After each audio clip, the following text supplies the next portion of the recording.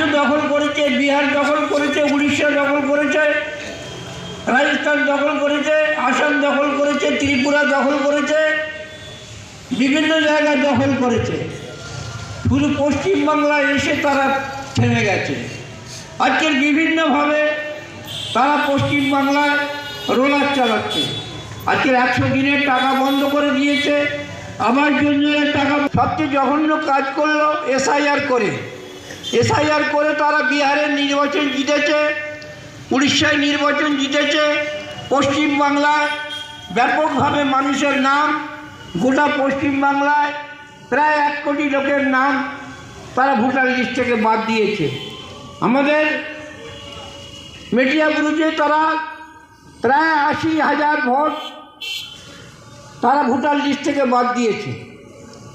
আজকের আমাদের মুখ্যমন্ত্রী অনেক লড়াই করেছে।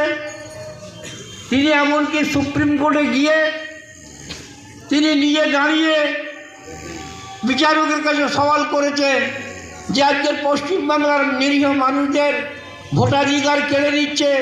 আজকে তাদের বিভিন্ন জজ ম্যাজিস্ট্রেটকে দায়িত্ব দিয়েছে অ্যাডজুডিকেশন করার, এবং তারা অ্যাডজুডিকেশন করে এই সমস্ত নামের ভেরিফিকেশন করে তাদের ফাইনাল লিস্টে পাঠিয়ে দিচ্ছে।